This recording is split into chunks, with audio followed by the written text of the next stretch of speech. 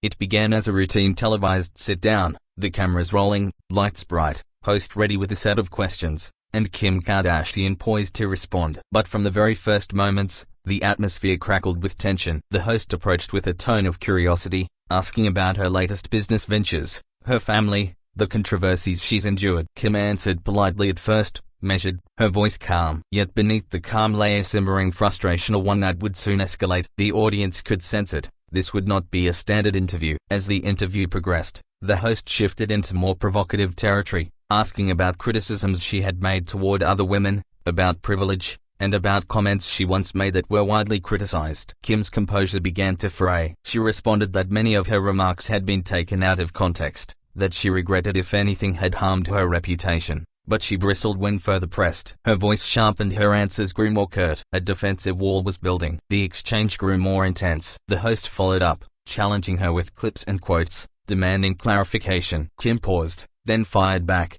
The interviewer was twisting her words, ignoring the nuance, turning her genuine reflections into headlines. For a moment, the host pushed harder, repeating difficult lines of questioning. The sound of microphones, camera clicks, and the shifting of seats filled the tension. Kim's fingers tapped the table. Her jaw tightened. At that point, the confrontation truly took hold. Kim interrupted. The host tried to interject. The tension escalated. Voices rose. Interruptions came. Kim's tone was forceful. She refused to be misquoted again. She accused the host of framing her unfairly. The audience leaned in, watching, breathing heavy, waiting for someone to back down, but neither did. The air crackled, the moment reaching a tipping point. Minutes later, something snapped. Kim stood, or nearly stood, her expression resolute. She announced she would no longer continue under such circumstances. The interviewer attempted to calm things, to assure her they could continue with civility. But Kim shook her head. She would not stay in a conversation she deemed manipulative. The crew murmured beneath the lights. The cameras lingered,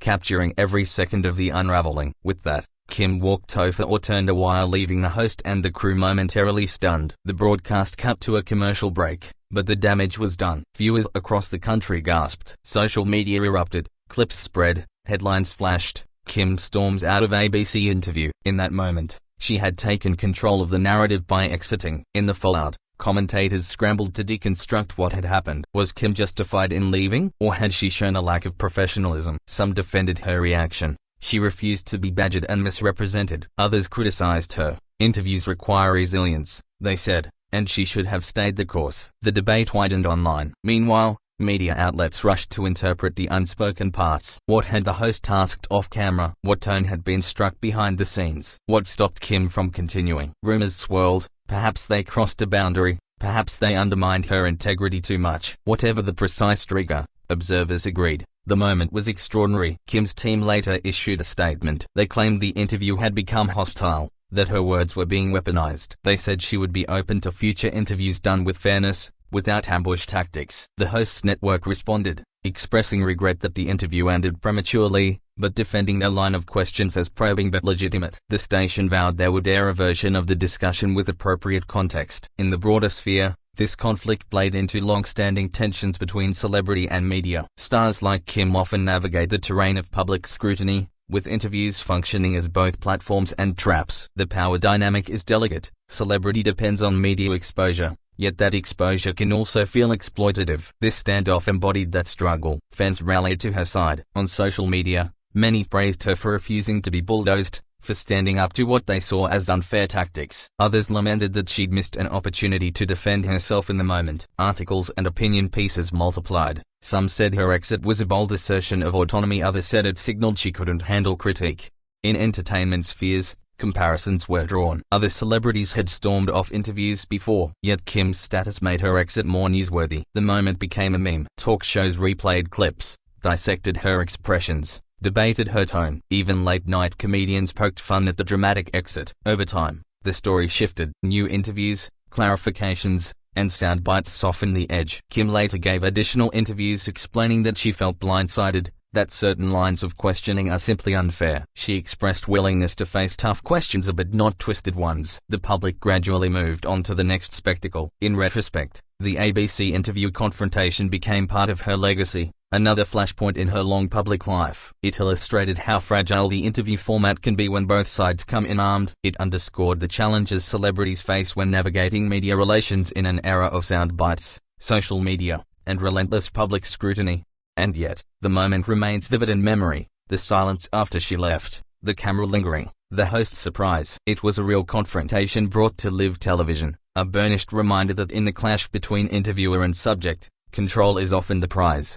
This was not just an interview gone wrong. It became a spectacle, a fight over narrative, dignity, and power. And whether one sides with Kim or the media, that collision left its mark on all who watched. In the hours after the broadcast, the clip of Kim's departure began spreading across every major platform. Within minutes, hashtags trended worldwide. Fans dissected the footage frame by frame, pointing out subtle moments the live audience had missed, the way Kim's tone shifted after a particular question, the fleeting glance she gave to someone off camera, and the audible gasp from a producer right before the feed cut. Each detail became a clue in an online investigation into what had really gone wrong. Meanwhile, ABC executives convened privately to assess the situation. Some argued they had pushed too far, risking their relationship with one of the world's most influential figures. Others maintained they had done their job. Journalism isn't meant to comfort. The meeting was tense. Public relations teams drafted statements, unsure whether to defend the host or issue an apology. They knew millions were already choosing sides,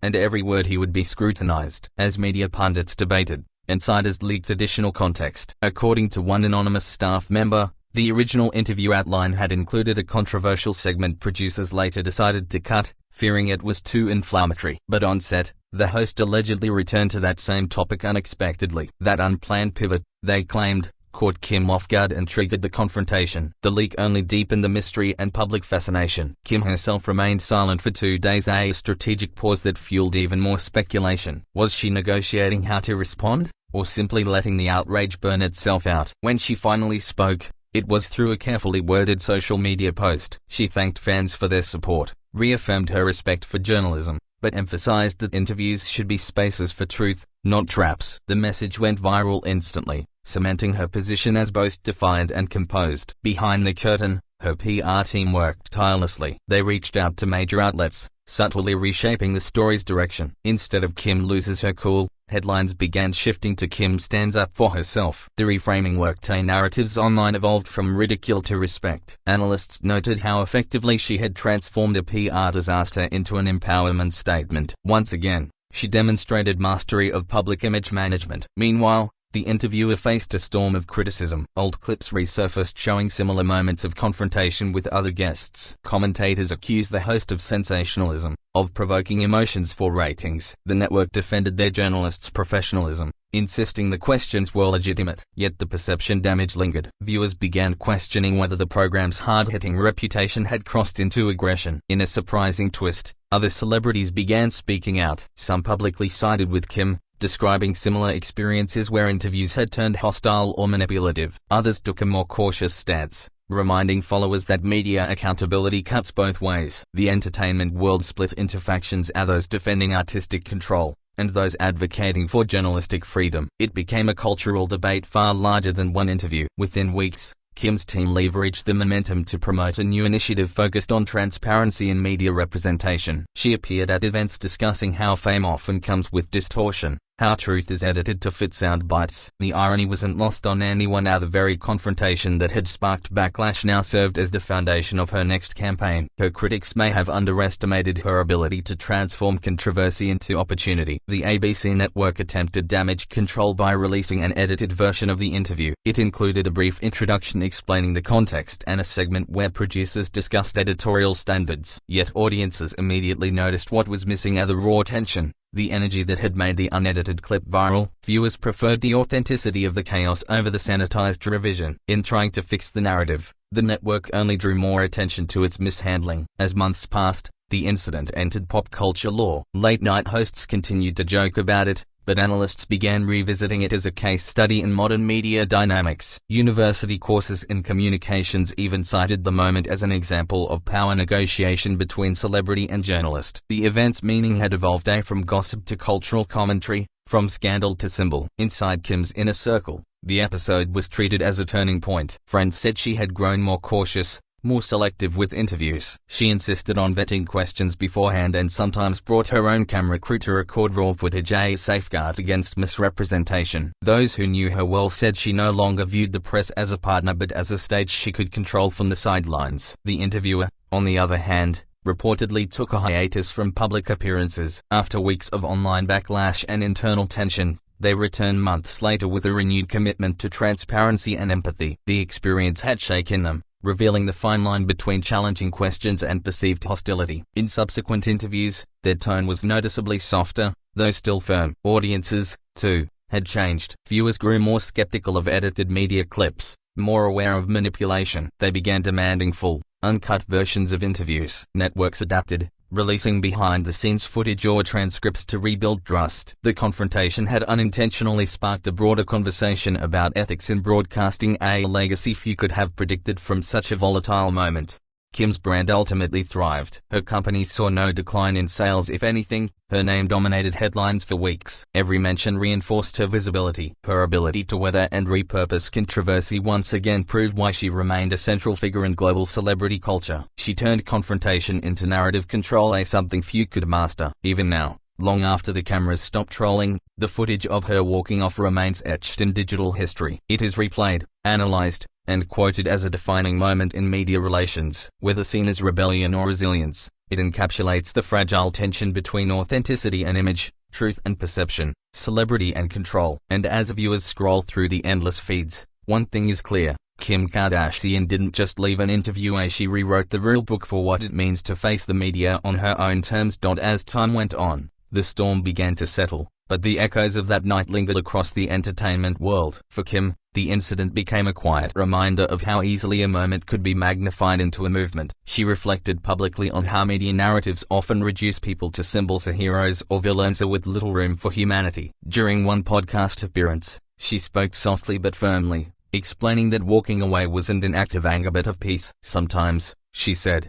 "you have to protect your story when others try to write it for you." Behind closed doors, however, those closest to her admitted the ordeal took a toll. Friends revealed she had spent nights replaying the footage, questioning whether leaving had been the right call. Even for someone used to public scrutiny, being portrayed as out of control stung deeply. Yet the more she thought about it, the clearer her conviction became. Walking away had been necessary to reclaim her sense of agency. That clarity would soon become part of her brand's evolution. Meanwhile, the television industry studied the event carefully. Networks began implementing new interview policies, ensuring guests had clearer expectations about tone and topics. Training sessions for hosts emphasized empathy alongside inquiry. Executives realized that modern audiences valued authenticity over confrontation. Ratings data confirmed it. People tuned in for sincerity, not spectacle. Kim's moment had changed not only her reputation but also the format of television journalism itself. Cultural commentators later called the incident a mirror reflecting society's shifting relationship with fame. In an age where celebrities communicate directly with fans through social media, traditional interviews no longer hold the same power. The ABC confrontation, they argued, symbolized the transition of the moment when control of narrative passed from media institutions back to the individual. Kim hadn't just left a studio, she'd walked into a new era of self-curated truth. Months later, Kim used that same momentum to launch a new docuseries exploring how women in media are portrayed. The show featured artists, athletes, and activists who had faced similar treatment, revealing the emotional impact behind the headlines. Critics praised the series for its honesty and vulnerability. For Kim, it wasn't about revenge, it was about reflection, giving others a space to share their own stories without fear of distortion.